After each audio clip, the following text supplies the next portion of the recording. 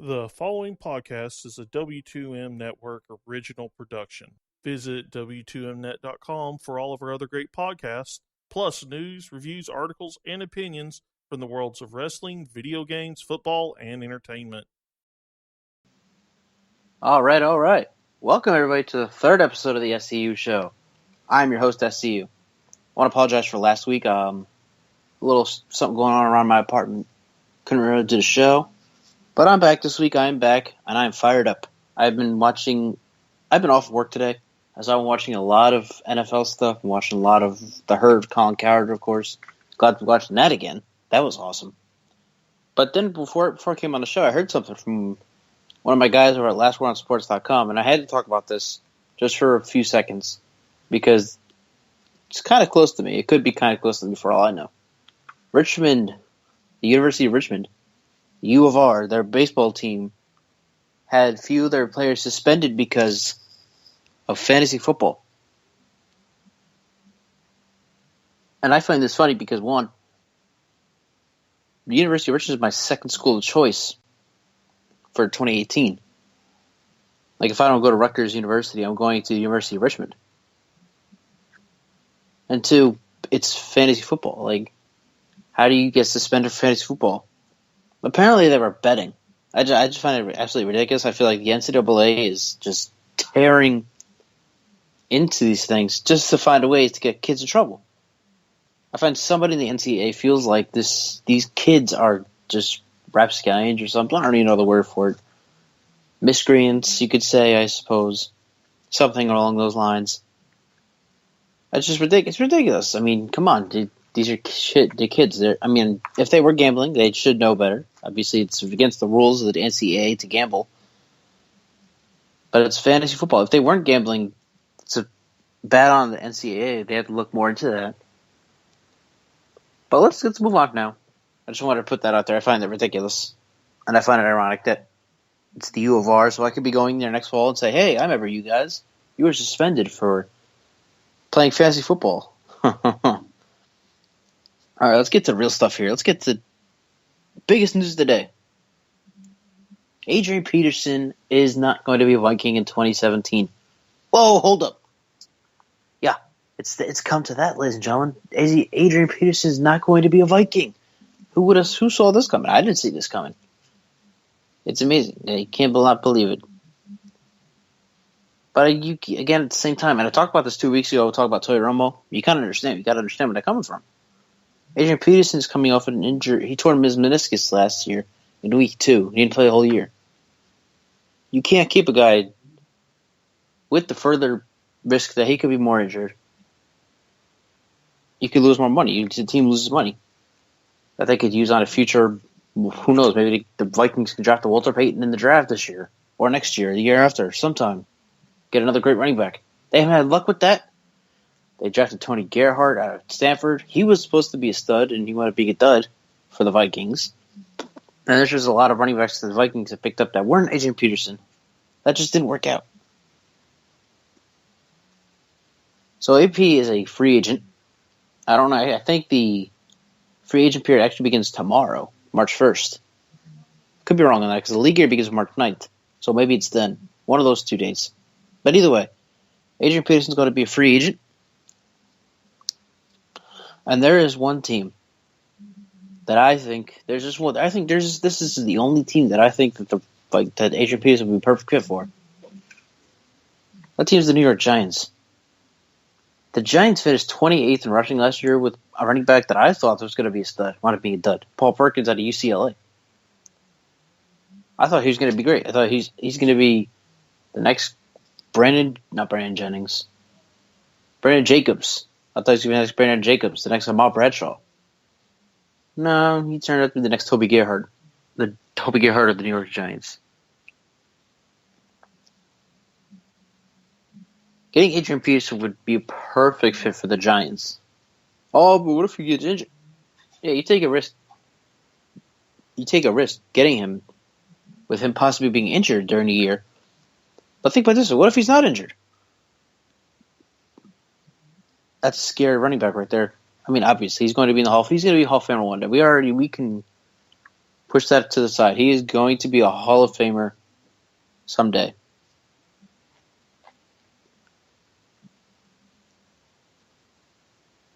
And if he's healthy. Now, before we even get to that point that I'm going to make, let's get to this point here. Back in 2011, Adrian Peterson tore his ACL and his MCL. Now, obviously, there's two of the worst leg injuries you could suffer. That's two of the worst injuries you could suffer. Especially as an athlete, it just ruins everything. You tore an ACL, you tore an MCL, you're pretty much done for, right? Wrong. Adrian Peterson tore his in 2011. 2012, he was supposed to come back in I think it was 16, 18 months or something. Yeah, he came back in 9 months. In 2012, he came back for the whole season. And he still rushed for 2,000 yards. He still rushed for 2,000 yards after tearing his ACL and MCL 9 months before. I believe that was the year he was 9 yards short of breaking Eric Dickerson's record. Just 9 yards short. And that was after ACL and MCL tear.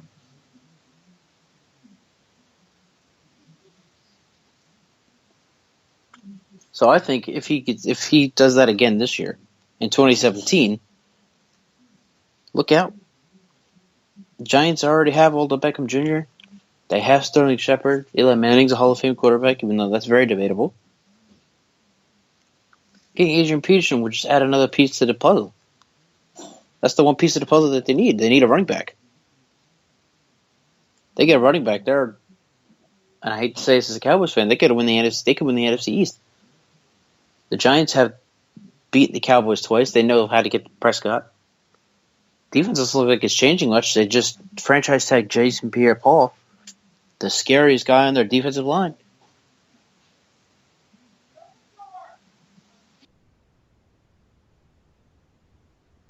They have Jordan Jenkins. They have a bunch of great guys on that defense.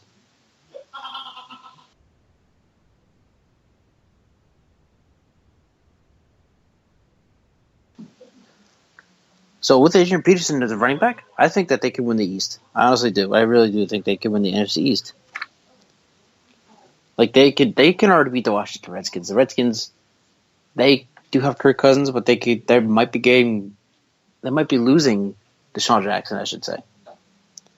Might be losing Deshaun Jackson.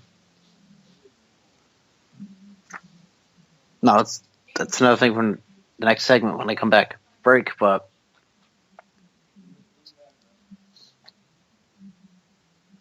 they can beat the Redskins. They can beat the Eagles easily. They've already beaten Dallas. They know how to get to Prescott. They know how to stop Elliott. Especially with Odell Beckham Jr. He's the answer to the Giants' offensive problems. Like, he's the reason that they succeed so well in offense.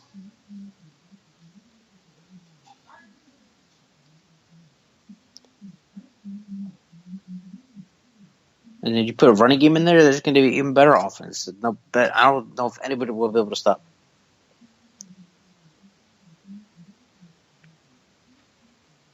Eagles have a good defense. Dallas has a questionable defense. Redskins have an okay defense. I don't really think any of those defenses, and even outside of the NFC East, I don't know if any defense can stop Adrian Peterson. If the Giants do pick him up, that is. And I think they should.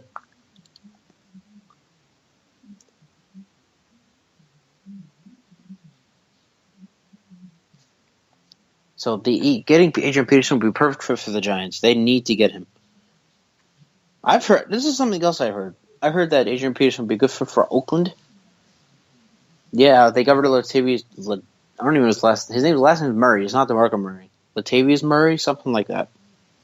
They got rid of him, but he was a mediocre running back. The reason that the Raiders finished with what they finished last year, AFC West title, and a playoff appearance the first time in 2002, was not because of the running game. It was because of their quarterback, Derek Carr. And Carr's coming back. He's got a chip on his shoulder. He missed that playoff game in Houston. They lost to Brock Osweiler because Carr was out. He's going to come back. He has Margaret Cooper, Michael Crabtree with him. That's all the Raiders need. They don't need a running back. The Giants need a running back way more.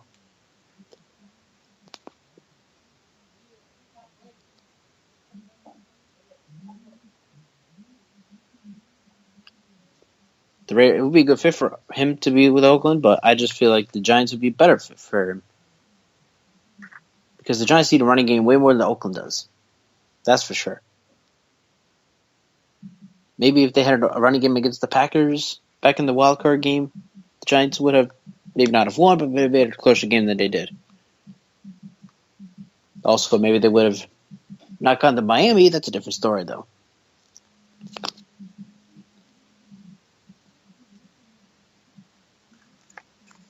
So it's good to have you in. I don't know if I will have a live show. If I do, I'll send you the link. Wait on producer Sean Garmer. Again, thank you, Sean Garmer and the W2M Network for hosting this podcast, live or otherwise. So last week we had a few issues around my apartment. Couldn't do the show. Now I'm here doing the show again. Apologize for any background noise you might be hearing. Nothing I can do about that. But we're going to have a good show. I'm pumped up for the show. Oh, by the way, I had to put this out there. The show will only be from 7 to 9 from here on out. I got a promotion at work, and that requires me to be up. That requires me to be up at 3 o'clock in the morning. So I had to shorten the show, gets to get more sleep. And that's fine. You know what they say, quality over quantity. So we'll make this a great 2-hour show. I would have loved to keep it 3 hours, but you gotta do what you gotta do.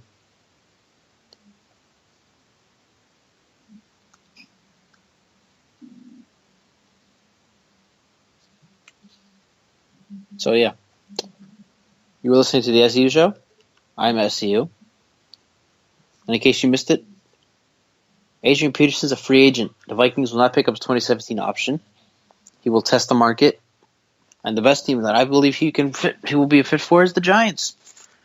We'll make them an NFC East winner, possibly. I mean, yeah, the Cowboys have Dak and Zeke and everybody, but their defense, that's what's going to change everything. Dallas' defense is questionable. I mean, I've wrote this in several articles. The Cowboys haven't finished better than 14th since 2010. They finished 14th in 2016 as well in total defense, and they gave up in their passing game. They gave up 260.4 yards a game. That's 23rd in the league.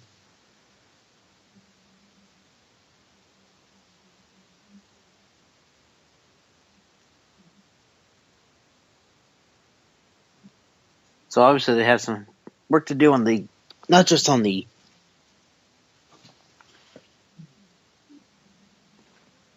defensive line, but also in the secondary as well.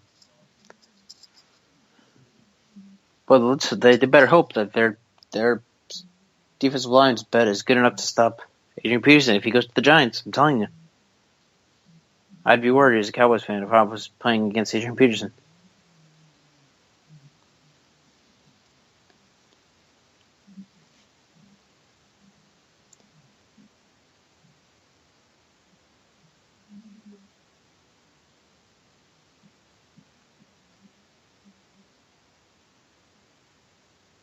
So,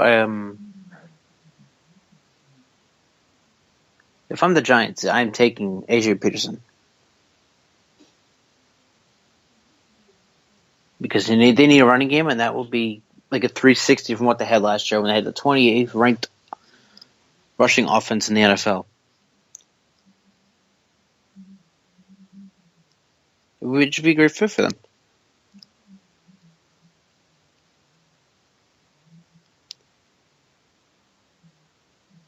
Now, I said that Dallas' defense is always questionable and everything. But when we come back from this break, now everyone likes to hate on the NFC East, and it's been that way for a few years, calling it the NFC Least.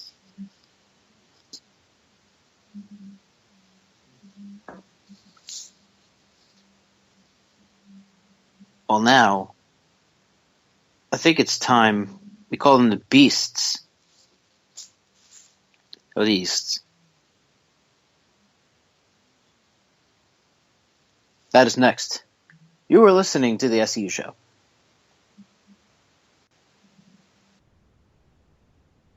Hello to all you Arena League football fans out there. I want to personally welcome you to join us, AFL Fan Zone, every Tuesday night at 8:30 p.m. Eastern Time for a weekly recap of all things AFL. You got stuff to do on the weekends, which means you probably don't have time to sit down and watch every single game every week. That's where AFL Fan Zone comes in. Not only do we break down the week, but we provide you with everything you need to stay up to date with the AFL, including Players of the Week, Power Rankings, and the weekly standings. Best part is, the recap is fully interactive between the viewers and the host. Just search AFL Fan Zone on YouTube and you can find all of our archived videos, including game previews, recaps, and weekly updates. You can also find us on Facebook, Twitter, and at our website at www.aflfanzone.com. AFL Fan Zone, your internet home for the best AFL fans.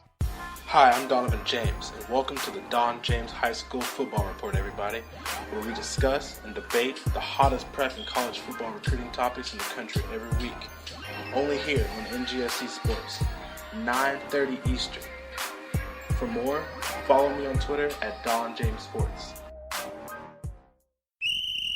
It's game time, boys, and we know football. Football the Max is the podcast for you if you want in-depth analysis over the NFL and college football.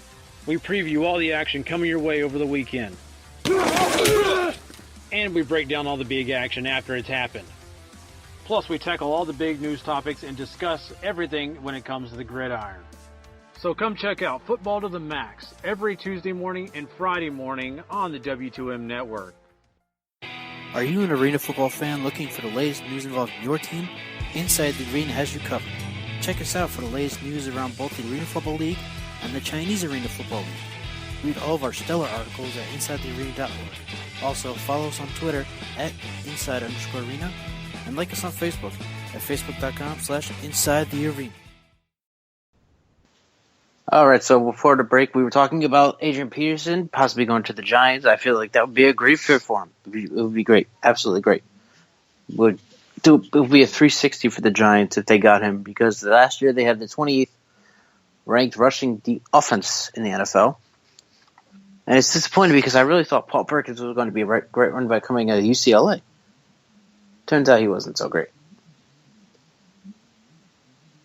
It's very disappointing. And then I talked about how the Cowboys' defense was questionable, and then I talked about how they always finish no better than 14th in total defense. But still, if Dallas' defense does do great next year,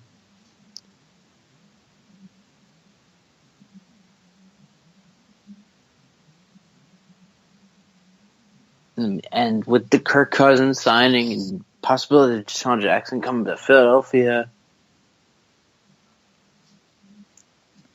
I feel like the NFC East will become the beast of the East. Dallas ran things last year being 13-3. The Giants were a playoff team. The Redskins just missed the playoffs. The Eagles got off to a hot start. And there's always room for improvement for every team. There's always room for improvement. Dallas might be losing Ronald Leary, one of their offensive linemen. I feel like that could be a problem. Because who knows who they pick up. Ezekiel Elliott might have trouble running without Ronald Leary on the offensive line. You don't know. It could be one offensive lineman that ruins the running game for the Cowboys. You don't know.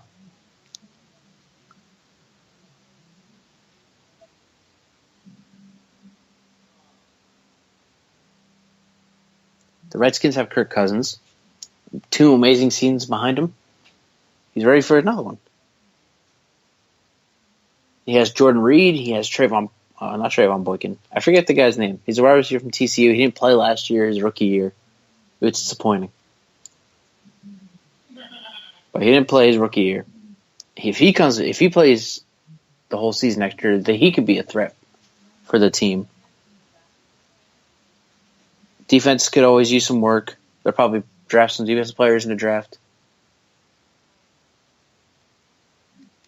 And then there's Philly.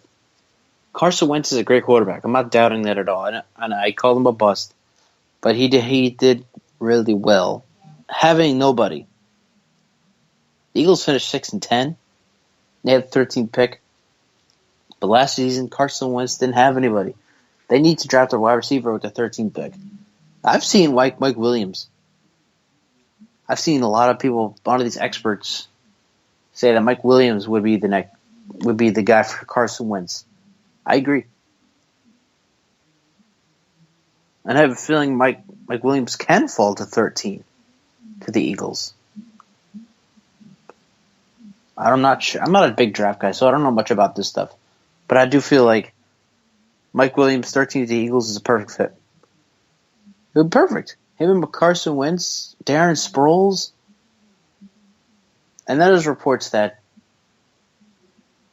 Jamal Charles, former Chiefs great, he got released today by the Chiefs, part of the big free agency stuff. He could be headed to Philadelphia to join this team. Imagine that. Carson Wentz, Mike Williams, Darren Sproles, and Jamal Charles. Plus that defense that contains Fletcher Cox and a bunch of other great guys that I can't name, that I know they have great guys on that defense. Just imagine that. Imagine that Eagles team running things like that.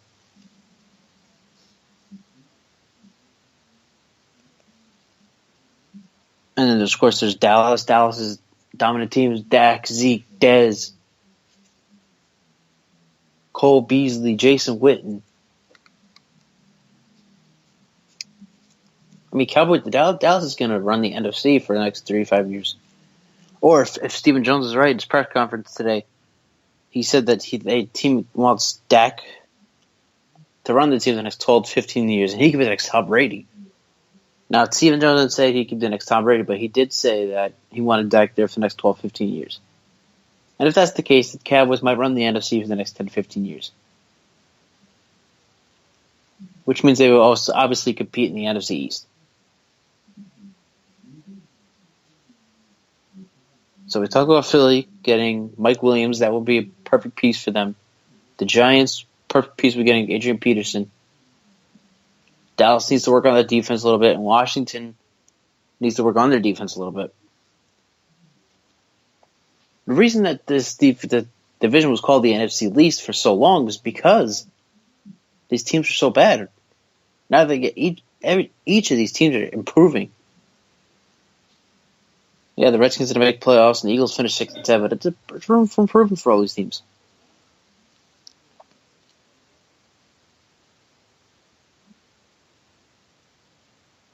As far as what division I think might be taking over as the worst division in football, I think it's the AFC South, to be honest. Houston has 3 great defensive linemen, but one was injured, missed the whole year.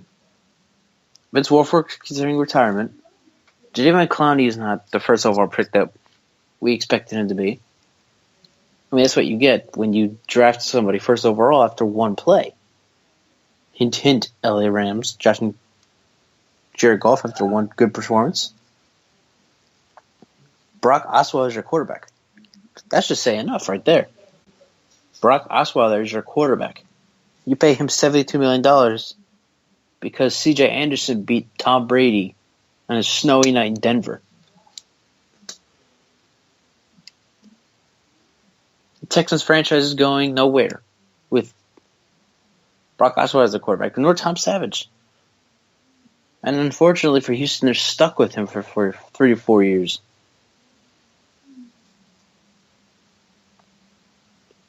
Indianapolis is going downhill. Not Chuck Pagano. Andrew Luck's not the same quarterback he was his first 3 years in the NFL. After making the AFC title game, a.k.a. Deflategate, in 2015, that team is not the same. Yeah, Andrew Luck got injured in 2015. What was his excuse for 2016? You have Frank Gore. You think he's in the top 10 all-time leading rushing?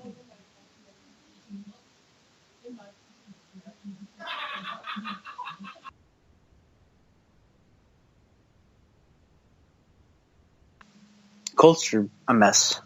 Texans are a mess. Don't even get started about Jacksonville. They spend money and spend money and spend money during free agency.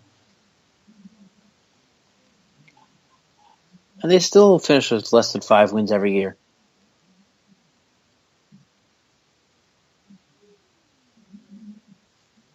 So the biggest mess in the AFC South is Jacksonville, obviously. But Houston and Indianapolis are also a mess.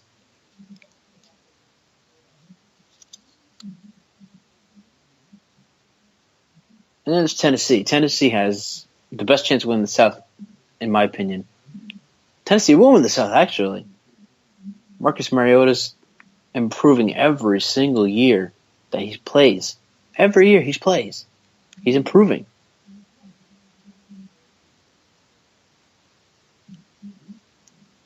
Now, he doesn't have the great receivers that he could use, but he's made it work. He's a versatile quarterback. He can make plays with his legs, too, kind of like Dak can, kind of like Russell Wilson's been doing.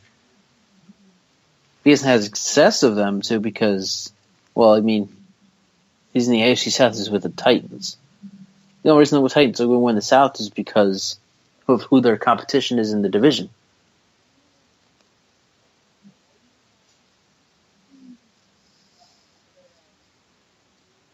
And it's about time that the NFC East finally got the recognition they deserved. I can't wait for these next few years when they just run everything.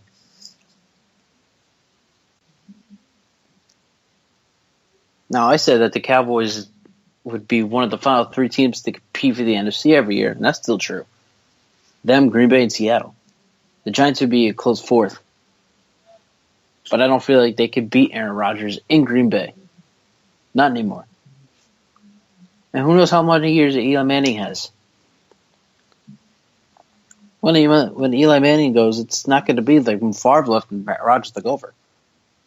They're going to be stuck with the Charlie Whitehurst or Seneca Wallace or something.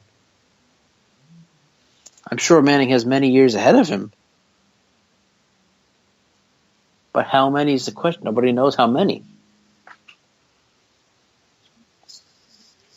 But for now, as long as Manning's their quarterback and Odell Beckham Jr. still being Odell Beckham Jr., minus the diva, the Giants are a great team. The Redskins are a great team with Kirk Cousins for one more year. You get Carson Wentz some help on the wide receiving core. Eagles are a great team.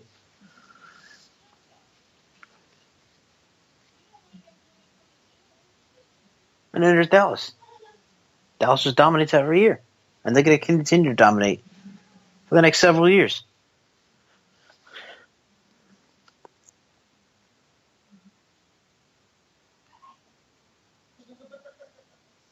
Then,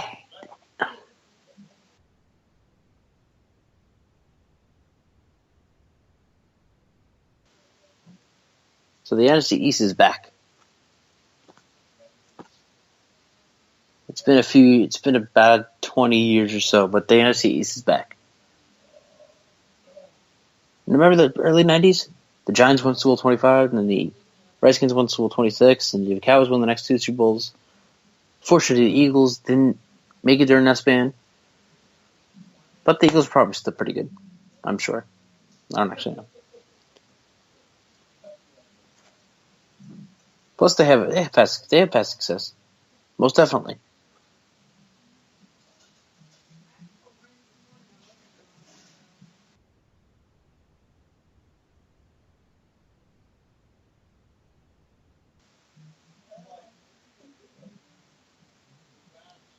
Now, the NFC East might not be the best division. I think the best division will still be the AFC West, especially if they get Tony Romo. Derek Carr, Mari Cooper, Michael Crabtree make the Raiders a great team. They're the second best team in the AFC, and they will continue to be the second best team in the AFC. I talked about this 2 weeks ago, how New England has no competition in the AFC outside of Oakland. They beat Pittsburgh easily every time they faced them. There's no competition there anymore.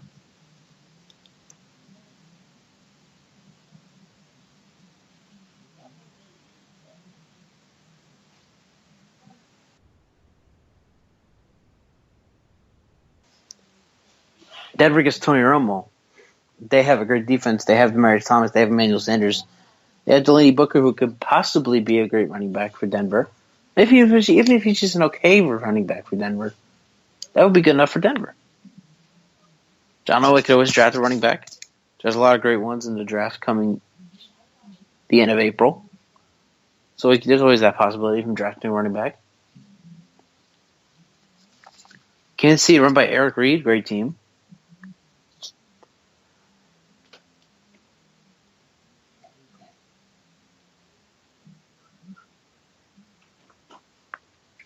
Alex Smith, their quarterback. I mean, let's put the Romo Roofs to bed for the Chiefs.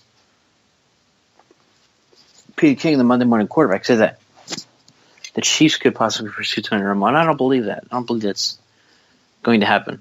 Even the Chiefs president said that Alex Smith was going to be their starter. So we could just put that to bed.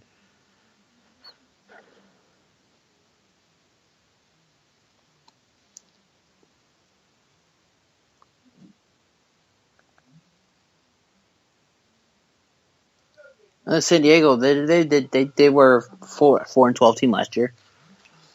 But just think about it, now their competition, and now that they're in Los Angeles, their competition is the Rams.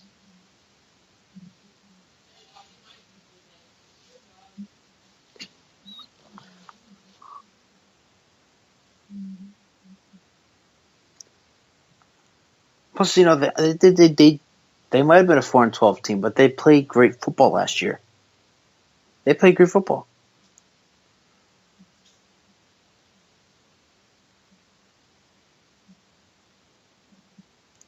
And they had leads in almost every game they played in.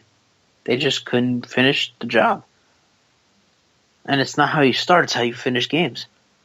Chargers couldn't do that. If they can do that this year, in 2017, the AFC West is going to be probably the best division of football. New England's going to run the NFC East. The AFC South will be won by an 8-8 team, probably Tennessee. The NFC East comes close. But there's always the possibility of the Eagles not catching up to the other three teams. Possibly the Redskins don't have the same luck with Kirk Cousins as they did last year.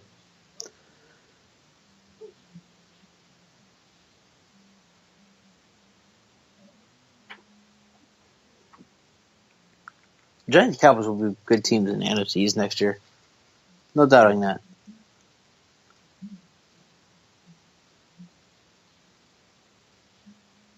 There's a lot of uncertainty with the Redskins and Eagles. I just don't know.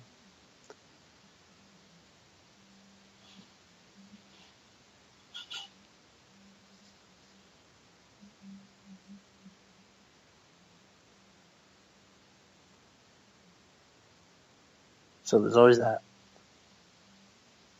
There's always the possibility. I do feel like the NFC East will be a great division next year, but there's always the possibility the Eagles and Redskins just not doing as well as I think they will. You never know. Mike Williams will be picked up by the Eagles at 13.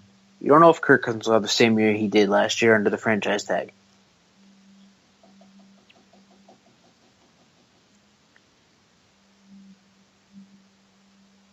A lot of uncertainty.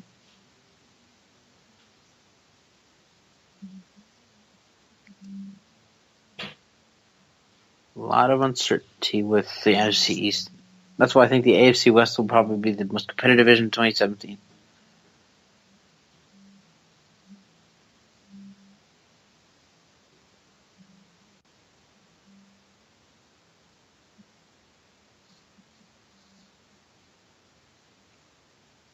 All right, we'll take a break. We'll be right back here on the SCU Show.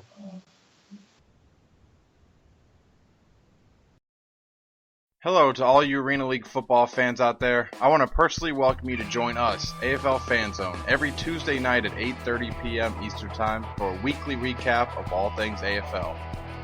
You got stuff to do on the weekends, which means you probably don't have time to sit down and watch every single game every week. That's where AFL Fan Zone comes in. Not only do we break down the week, but we provide you with everything you need to stay up to date with the AFL, including Players of the Week, Power Rankings, and the weekly standings.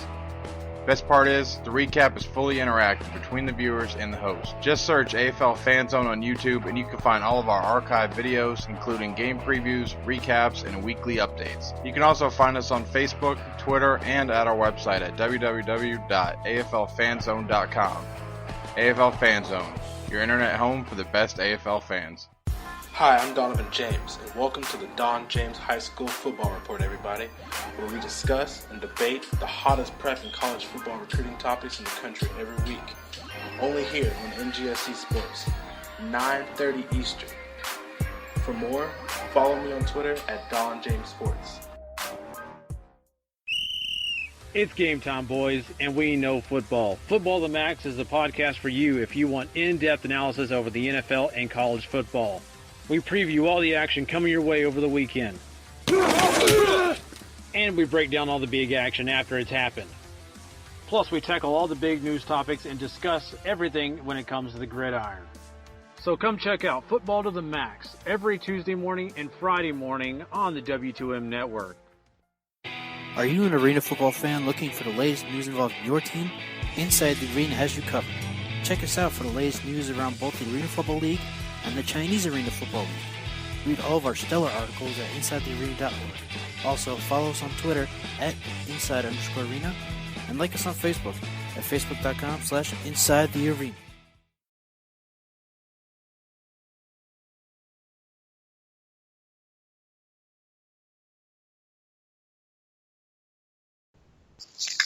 All right, welcome back. So we were talking about how Tony Romo going to Denver will make the AFC West a little more competitive. And I said 2 weeks ago that the perfect fit for him would be with the New York Jets, and I realized the Jets don't have much of a defense. They're getting rid of Muhammad Wilkerson, they're trading Sheldon Richardson. They're just picking apart their defense. So maybe if he wanted a starting job, Romo would be best fit for the Jets. If he wanted a starting job. If he wants to succeed, maybe his best bet would be with Denver. Denver has a defense that can back him up. He has Delaney Booker could be a great running back for Denver. They could draft a great running back in the draft in April.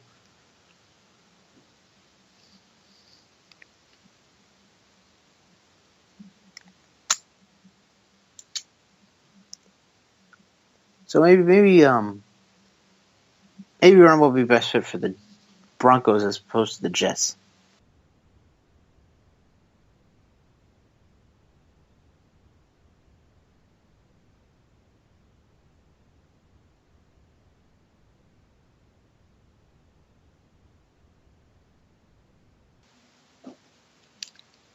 As far as the team that everyone thinks that the Rumble will be good for the Texans, I don't think so at all. Again, the Texans paid him $72 million. Paid Brock Osweiler $17 million to play. Why would they, if they did take Romo, if they traded for Romo, signed Romo, whatever, that means they'd probably put Brock Osweiler on the bench. Why would they do that? Why would they waste $72 million by putting him on the bench?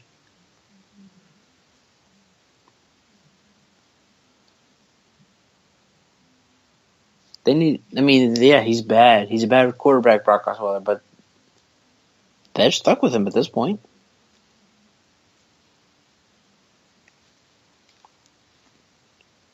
They can't sign Tony Romo and put Brock Osweiler on the bench. That's wasting $72 million that the team could put elsewhere in their defense, in the backfield, after Lamar Miller leaves or retires or whatever he does.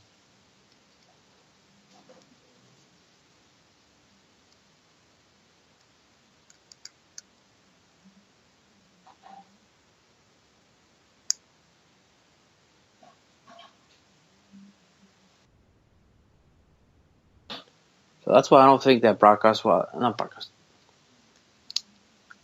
I don't think Tony Romo would be a great fit for Houston. Another team that I've been hearing is that Arizona would go after him. Why would they go after him? They have Carson Palmer. odds are Carson Palmer will have a better year than he did last year. And he still has, I forget the running back's name. Oh my God, it's so bad. They have a great running back. They have John Brown. They have not Michael Floyd. He's with the Patriots. They have Larry Fitzgerald. David Johnson. Thank you, Sean. They have David Johnson, a great running back. They have Larry Fitzgerald. Carson Palmer will work at Arizona for at least one more year.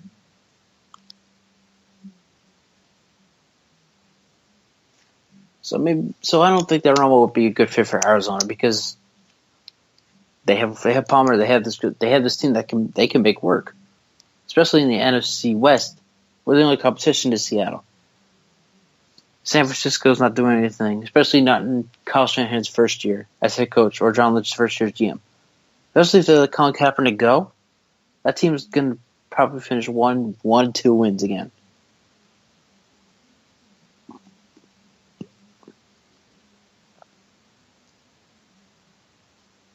And they won't bench Palmer like Texans won't bench Osweiler. They're not going to bench Palmer for Romo. It just doesn't make sense. If Romo wants to succeed, he goes to Denver. There's nowhere really else that will take him there where he can get a starting job like that. Because he can compete. He can beat out Trevor Siemian. He can definitely beat out Paxton Lynch for a starting job. There's no question about that.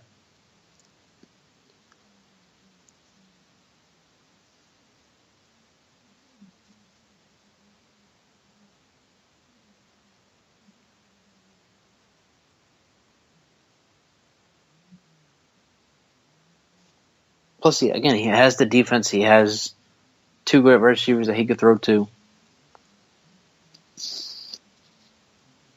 It'd just be perfect fit for him there.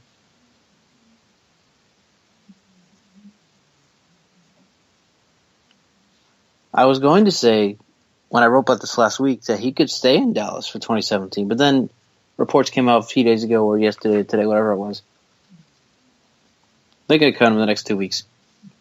Romo's likely to be Cowboy next year.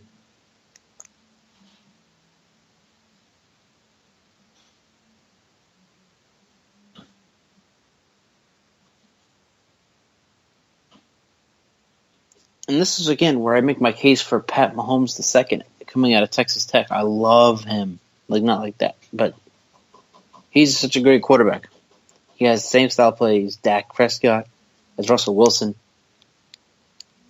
He makes plays with his feet, makes plays with his arms. It's amazing. Apparently, Mark Sanchez is a free agent, so he won't be coming back to Dallas. And Kellen Moore, we don't know what he can do.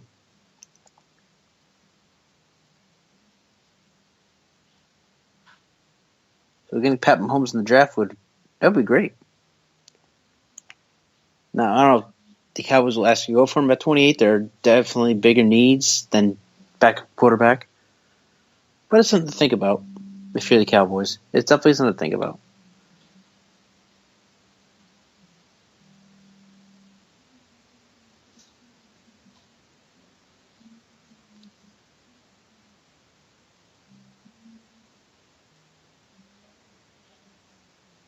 All right, so I think I'm going to talk about one more thing. I'm going to have to cut the show short today.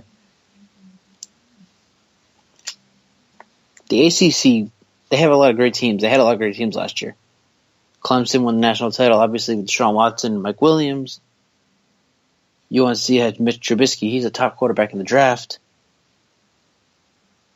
Florida State had Dalvin Cook, who I think is the best running back in the draft this year, not Leonard Fournette. Miami had a bad season. They lost 4 in a row after starting 3-0, and then they won the rest of the games.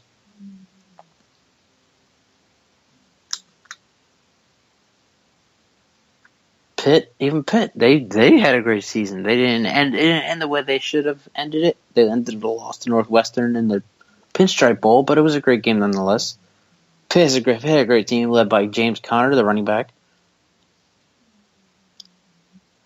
But now everybody's gone. Deshaun Watson's going to the draft. Mike Williams going to the draft. Dalvin Cook's going to the draft. Mike Bradkai's going to the draft. James Conner's going to the draft. It's like a ghost town. The ACC is like a ghost town now.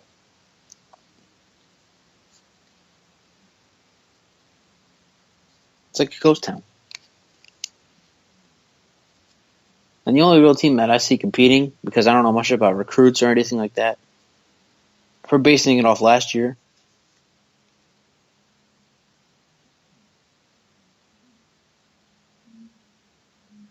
I think Virginia Tech's going to win the ACC this year. I mean, last year they went to the ACC title game with a bunch of nobodies, a first-year coach, and they almost beat Clemson. They lost to Clemson in the ACC title game in overtime.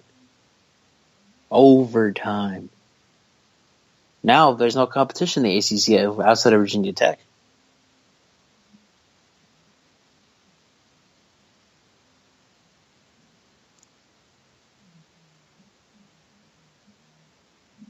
And I said this about the Detroit Lions too, about the Football 5, so I could be wrong about this. When we did our Football 5 season preview show, I said that the Lions would have to rebuild after losing Calvin Johnson to retirement. And I said they would be lucky to win 6 games. Obviously, the Lions were the last team out of the playoffs.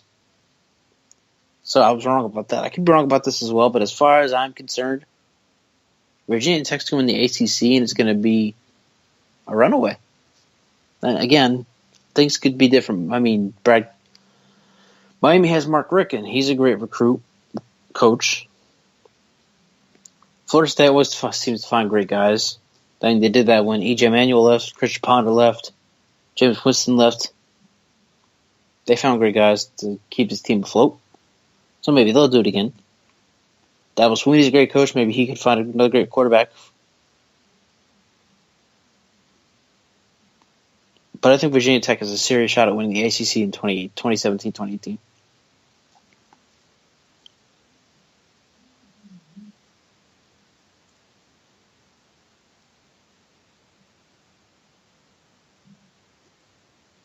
It's such a slow time this year. End of February, beginning of March. It's such a slow time in sports. Now, I say the ACC's. I say the ACC could be good, but I still think that Alabama will win the national championship again. I mean, they lost to Clemson by 1 point. They held a 10-point lead a couple of times, not just once, but a couple of times.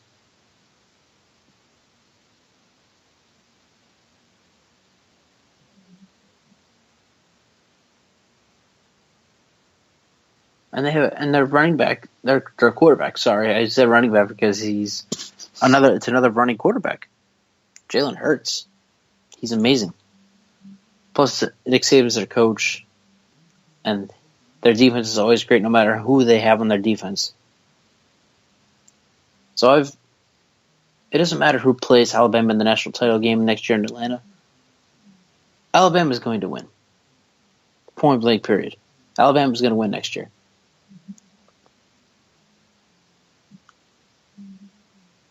Whether it be an ACC more or otherwise. All right, I hate to do this, guys, but I'm cutting the show short for today. For those of you who listen to the podcast, thank you very much.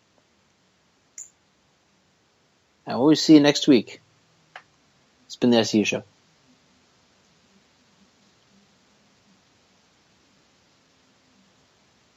The following podcast is a W2M Network original production. Visit W2Mnet.com for all of our other great podcasts, plus news, reviews, articles, and opinions from the worlds of wrestling, video games, football, and entertainment.